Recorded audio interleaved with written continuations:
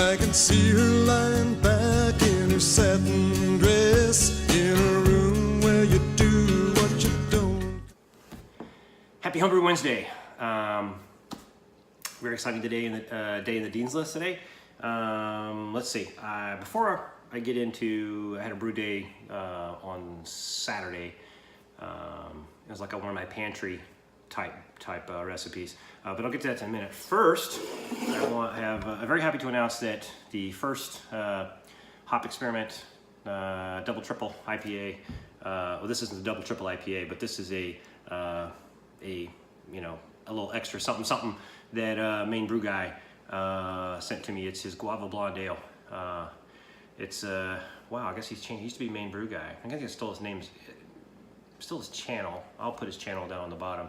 But what is it? Oh man, let me put my glasses on so I can read this. Tap Out Brewing Company, Naples, Florida. So this beer was inspired by Puerto Rico, land of the sound of koi frogs and guava fruit. Guava fruit is very fleeting, so it was added secondary, and after 3 days, the yeast were killed off to allow some of the fruit to remain. Hopefully you enjoy this version. Cheers. Looks like,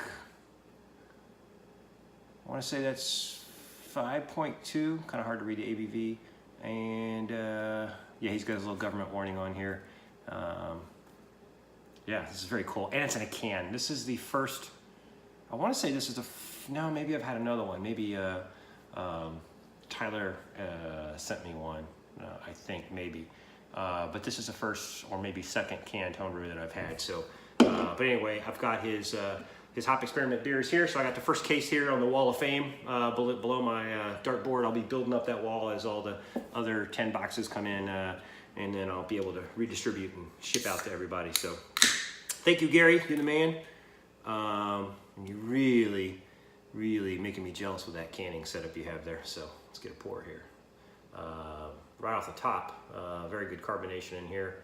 I think he puts a carb tab in his cans. I kind of reading some of his posts on the IPA Experiment channel. Definitely has enough carb in it. No issues there. So the fruit didn't kill off. Oh man, I can smell this. Oh wow, this smells really good. Wow, so this has fruit in the secondary. You know, he's not messing around with like flavoring. He actually put fruit in here. That's very cool, which would certainly contribute to the haze. Haze Nation would appreciate that.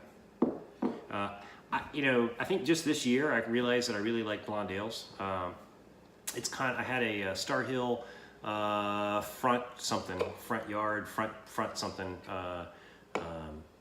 blonde ale, and I just really liked it. So I made one, and it wasn't quite as good. I think it was pretty good still, but it wasn't quite as good as the one I had from Star Hill.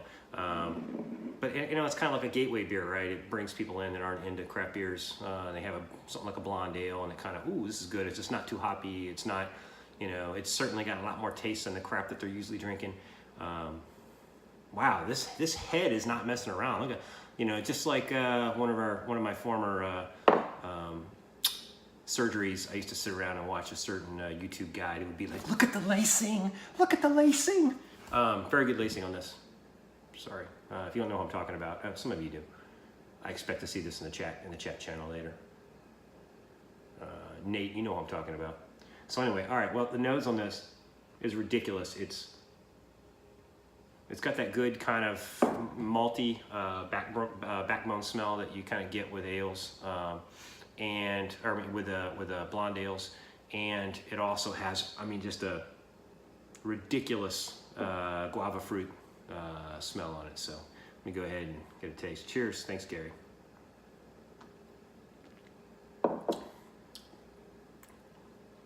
Wow. I was not expecting how much fruit is in this thing, man. Holy crap.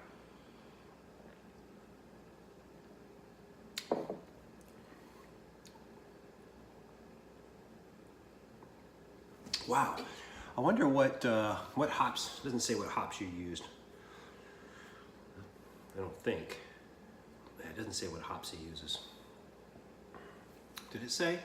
Let's see, added 7.3, the yeast were killed off to allow some of the fruit to remain. Yeah, he didn't talk about the hops in here, but but I think I can smell a hint of hops.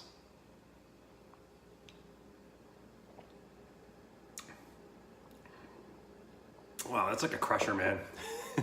This is a crusher. I'm very glad you sent this. It's a little bit on the sweet side, but this thing is a freaking crusher. The nose on this thing is like just ridiculous. And it's amazing. Yeah, so I guess the fruit killed off the yeast, so it kind of maybe also contributed to the sweetness, but man, this thing is freaking good. You know what it reminds me of? I don't know if you guys like white wines or not, but it kind of reminds me of a carbonated version of a Riesling. That sensation of the sweetness with a man, this is freaking good. As you can tell as I pound through this, what I think is a 5.5%. Anyway, okay, so yeah, the brew day, I did one of my pantry beers. So I just looked in my, and I bought a 50-pound bag of two-row. I think I may have put that in a video. So I had some fresh two-row. I also have a bunch of Pilsner that I haven't used yet. I need to start using that because I really like Pilsner. But anyway, so I used about, I want to say 10 or 11 pounds of two-row. I had 10.2, or maybe a little less, yeah, 10.2 ounces of Crystal 20. And I think that's what I used. And was there any other grain that I used? I think that was it. And then for hops, I used 2 experimental hops. One experimental hops I'm going to do for the dry hop, but one of the experimental hops I did for the 20-minute whirlpool. Yeah, I'm going to go in reverse order here. I'm going to use Comet and this X270, 270 or 720, 270, something like that. I'm going to use that for the dry hop. There was another X9323 something. I got this all. I got most of the ingredients at the National Homebrew Convention out in Portland. Matter of fact, all the hops and the yeast. Well, the yeast was Omega Lab, or not Omega Labs. It was Mangrove Jack M44. It's like a pale ale IPA kind of deal. You know, the temperature goes from I think 68 to 74, something like that. And let's see, I used for bittering, I think I used an ounce of Centennial at 60 minutes. And then I started out at 15 minutes with, yeah, what was the one? Man, I probably should have looked at my, well, hell, you know, tell you what, let's just take a little trip here, shall we? And I'll tell you what I use for my hops, man. I think it's going to be in the brew day, but oh, there we go. Yeah, so I had an ounce of Centennial at 60 minutes. I had an ounce of Zythos at 10 minutes. And then I had 1 ounce of X09326, whatever the hell that is, at the Whirlpool for 20 minutes. And then for dry hop, I'm going to use the Comet and that other experimental hop, like 720 or whatever the hell it is. They look pretty cool. They look like to have, you know, citrus, grapefruit, you know, berries, that kind of thing. So I'm going to call that Venom IPA because I had a bite on my, I don't know if you can see that on my thumb. I thought it was a bite. Turns out it wasn't a bite. I thought it was a spider bite, so I was calling it Venom IPA. Turns out it was probably from me like watching sports and maybe biting a, you know, had a hangnail or something and it got infected and had to go, this is gross, had to go have it lanced. And yeah, if you get into some of those pimple popping videos, you know, it was pretty gnarly. But so anyway, while I was brewing, I was still under the impression that it was a spider bite, so so I called it Venom IPA. So we'll see how it comes out. I have no idea how it's going to come out. I think it's going to be 56 IBUs, but I call it a pantry because I get all the leftover grains that I have and throw them in together with, you know, what other stuff I have laying around. So it was part of my pantry series. They usually turn out pretty well. I've sent some out to some of you guys. So anyway, I'll cut here. I think I have a little bit of brew footage. Again, looking forward to getting all the hop experiment beers in. And thanks again, Gary, for the extra sends you got. He's got a whole bunch of walking. Is it walking? walking something, walking head, I think, pale ale or something like that. I got a bunch of those, so I'm looking forward to that. I don't know if it's like supposed to be the Talking Heads or the Walking Dead, or maybe it's both. But anyway, cheers. Have yourself a happy homebrew and have a very, very happy homebrew Wednesday. Hey, happy homebrew Wednesday. So this is brew day. It's Saturday the 29th. 29th, I think it is. I'm doing a beer. First of all, apologize. I have very puffy eyes. I also have a very jacked up finger. I think I had a spider bite or something. So I'm gonna finish the brew day and then go grab some Benadryl or maybe go to the doctor. Maybe I should have went to the doctor first. But anyway, I'm doing I was gonna call this beer Comet Moon IPA because I'm using some Comet. I'm using a bunch of experimental hops that I got from Portland for the NHC. But I don't know, maybe now I need to work Spider Bite into it somehow. Maybe Peter Parker IPA or something. Anyway, I'm using Centennial for bittering. Zythos is my 10-minute addition for flavor. And then a couple of experimental hops. One's called X09326. That's going to be for the 20-minute whirlpool. And then I'm using an ounce of another X0270, 270, something like that, or 720, 270, and Comet for dry hop. It's just a 2-row and a little bit of Caramel 20, and then I'm using Mangrove Jack's M44. So I'll try to catch some of this. I gotta go. I gotta get ready to strike in. I'll try to catch some of this on video. Cheers. All right, so sparging now. This is what I'm going to be calling, I think, Web Slinger IPA. I think that's an appropriate name.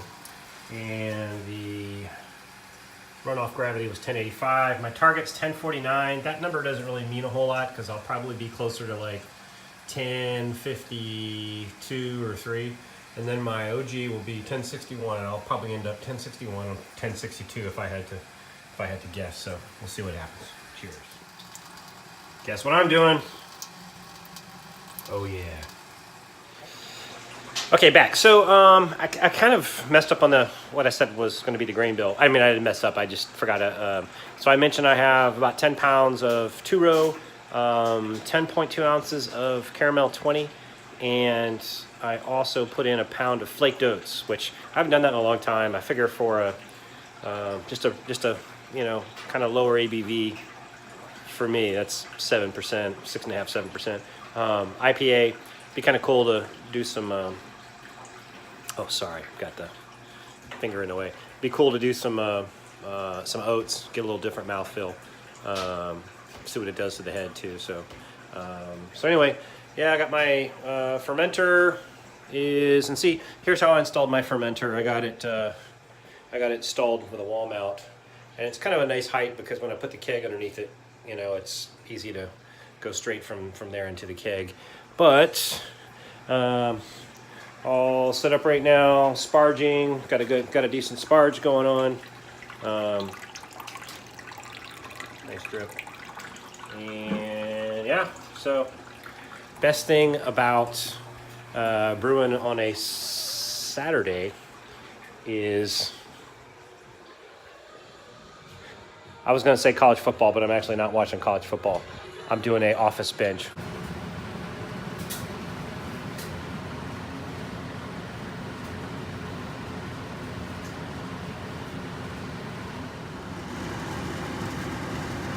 I think I'm going to call this Venom IPA. It's fitting. So my final gravity, actually the gravity actually came out pretty damn close. The OG I ended up right at, 60, 61. So I was, just 1 point shy. So I think I'm pretty well dialed in. I stopped sparging right as I hit 1010. So I think I'm pretty well dialed in. Fast forward into the future here.